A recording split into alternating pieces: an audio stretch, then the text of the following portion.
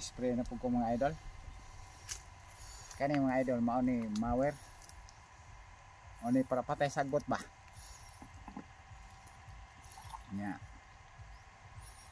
Ang itimpla nimo usa ka gata sardinas ug tunga.